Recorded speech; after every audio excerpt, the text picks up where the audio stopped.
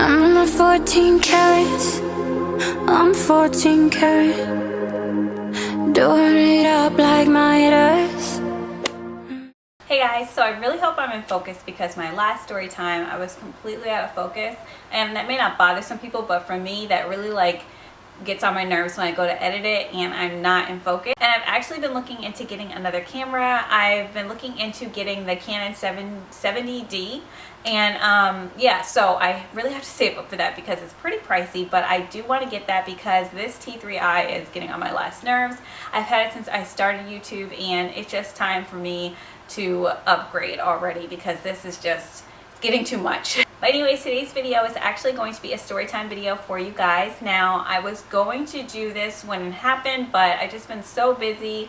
And if you guys don't already know, I am going to be student teaching in 2 weeks. So that's the reason why this story came about, I guess you could say.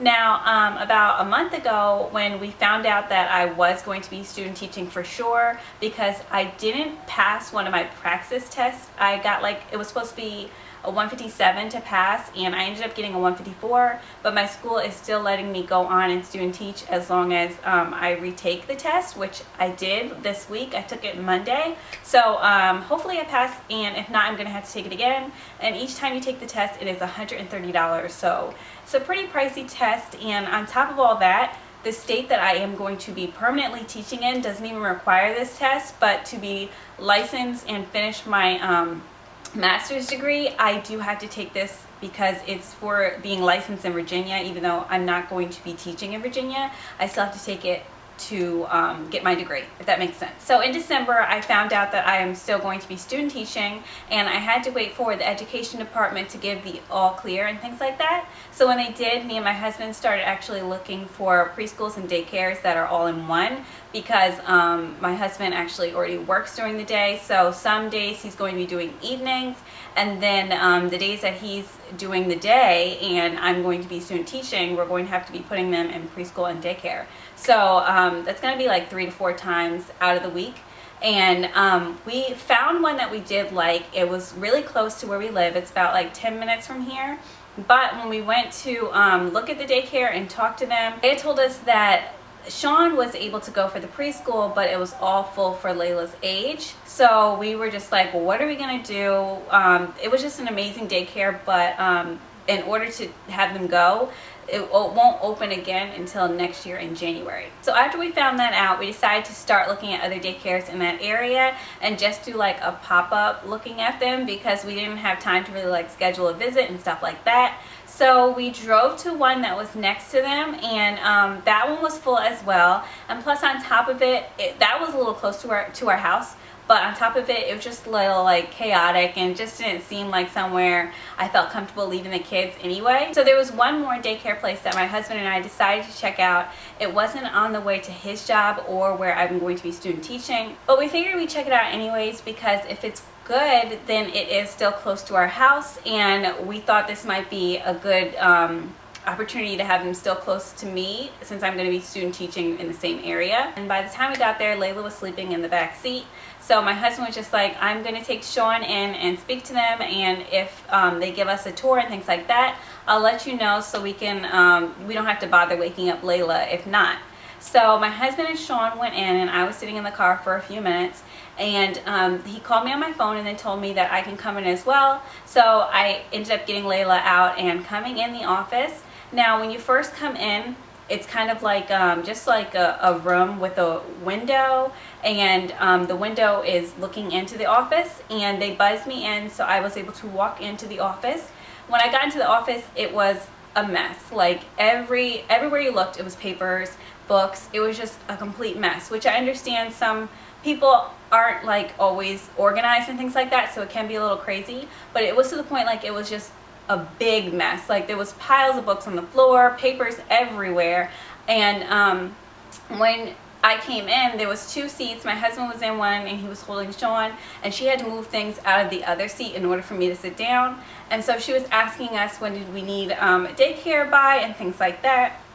And she was also the head lady, and so she was asking us all these questions. And while she was asking it, the door to the office was open, and I saw later on, I found out she was like the assistant director. There was a closet right outside of the office, and she opened it, and there was things all over the floor, and it was just like piled high with stuff to the point it just looked a mess. And I was just like, it just for some reason when I saw that, it just rubbed me the wrong way. I was just like, they aren't on top of things. You could tell they weren't on top of things. So we finished telling her everything, and then she was like, okay, so we're gonna do a tour right now. I'm just gonna make sure every room is okay, and I'll come back and get you. Also, when she was leaving the room, there was a girl who stopped her as well, and she knew that we obviously don't work there, but like in front of us, the girl was like, when am I getting my check? And the lady was like, mind you, it's the week before Christmas, so the lady was like, we're gonna mail it to you. And she's like talking about her business in front of us, and it was just like, I just felt it was very unprofessional. So she was gone for about 10 minutes, and we were waiting in there and just waiting. The phone was ringing at some points, and no one was coming in to answer it. And when she finally came back, she was like, okay, I'm gonna show you Leilas Room, and then I'll show you Shawns Room. So we were like, okay. So we followed her, and when we followed her, she took us to, there was like the second door to the left. And in this room, it was like a really big room, but it was split up into 3 sections. And each of those sections were really small. Like if I was to put my arms out on either side, and I touched, like, it basically 2 whiffs of me doing this was 1 section. And so it wasn't a lot of room for the kids to like run around. And the sections were also very like thin but long, if that makes sense. But it still wasn't enough room for them to run around. So Leila's section was all the way at the end, and when we got there, there was a lady there, and the head lady who was doing the tour introduced us to the lady who was there already, and she was a teacher. And there was another woman as well, but when we came in, she was on the phone, like arguing on the phone, and in Leila's section is right towards the door, and the door there's like another door in that section. I hope I'm making sense. But there's another door in that section of the room that led directly to outside, and the lady who was on the phone, the second lady who was in there, she was on the phone yelling at someone, and mind you, there's all little kids like playing, all Leila's age, she's 1. And she stepped outside to the door to go outside, but she didn't fully close it, and she's still on the door, like she's still on the phone yelling, to the point that the teacher who the head lady introduced us to, she went to the door and knocked on it, poked her head out, and told her to be quiet. And mind you, she still didn't close the door again. So these little 1-year-olds are running around, and this 1-year-old, one of the 1-year-olds went to the door and tried to open it, and I like had to like tell her like she's trying to get out. And so then she closed the door, the teacher. And so while this was going on, she was still trying to explain to us everything that was like going on, like their daily things. And she had told us that Leila would need to bring a pack of diapers with her every week. And then she told me that also when I bring the diapers that I would need to individually write her name on each diaper. She said because the parents have been known for stealing the other kids' diapers. And I'm just like, that's weird. Like, you know, like I didn't expect that. And so she told us that, and then she was also explaining to us about how Naptime went, and she pulled out a mat and opened it, and the mat was like disgusting. It was so filthy, to the point that my husband was even like, can we bring our own mats? Like, it was just like, we would never think of even putting Leila on there to sleep. It was really bad. So she was just like, oh yeah, I never had anyone ask that question before, but yeah, you could bring your own mat, that's fine. Sorry, Leila just woke up from her nap, so if she comes in, that's the reason why. But yeah, so where was I at?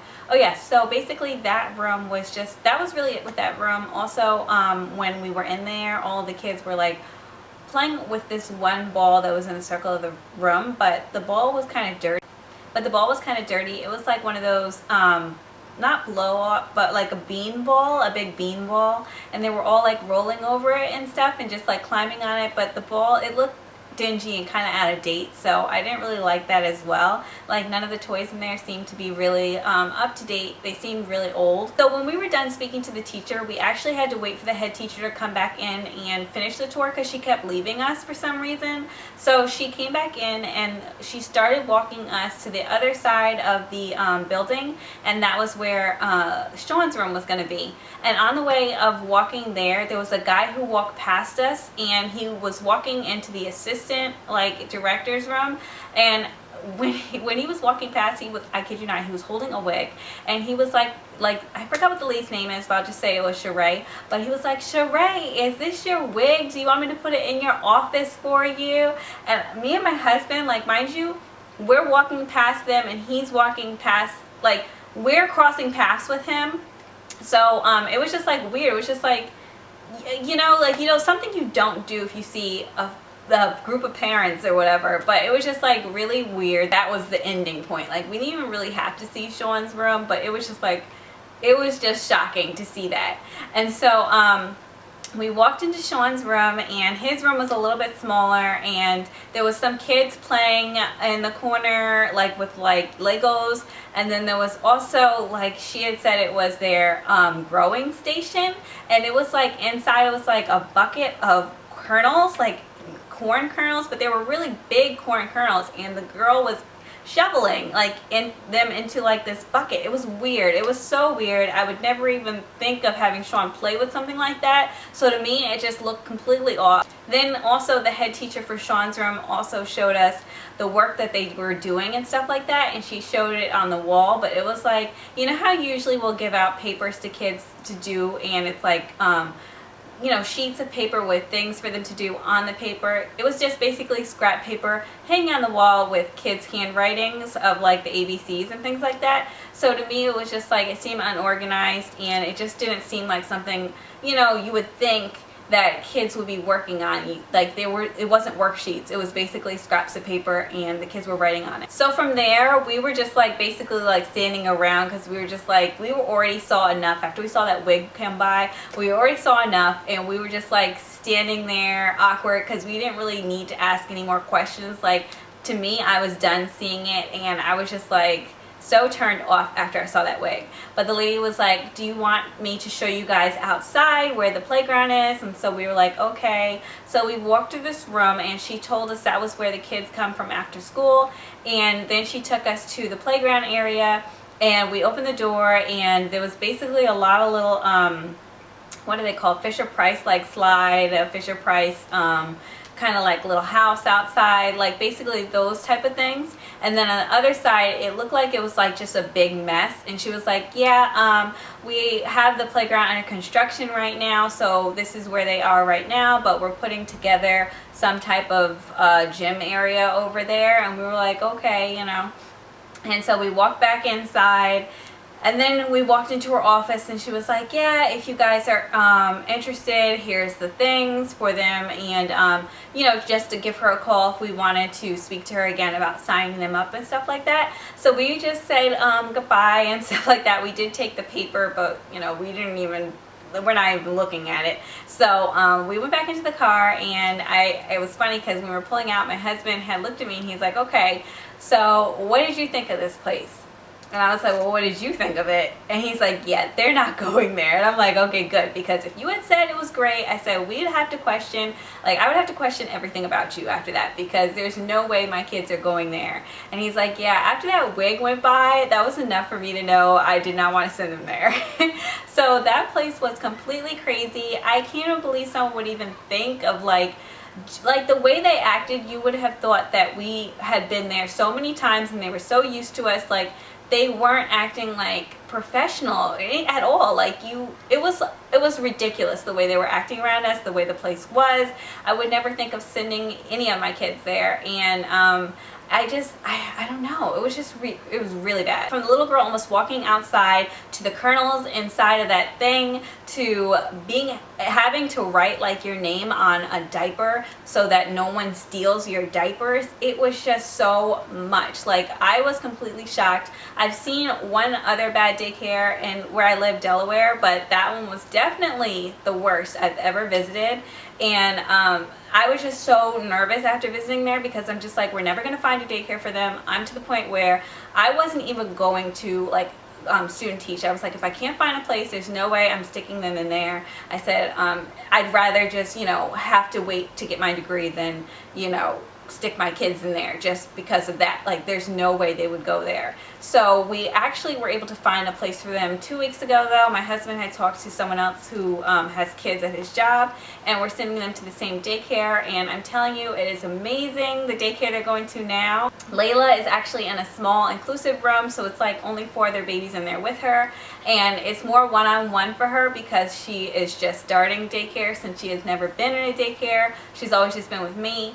And then with Shawn, his room is more like a preschool, and also the good thing about this preschool is the food is even like, what is it? What do they say? They went by the state, so it's like the food is healthy. So basically, even for snack, they have like green beans and things like that, which I know Shawn isn't going to love, but it's good for him. So that's why I'm glad that they do things like that. Then they also have field trips for the kids, and they have like when they're not doing field trips, they have like crazy hat day, crazy like pajama day, things like that. And I just am so excited for him to go there, and he's super excited because he's been wanting to go to like preschool for a while, so this is going to be really good. But that's about it. I hope you guys enjoyed this story time, and here's Layla. So I will see you guys in the next video. Thanks so much for watching. Bye. Hi.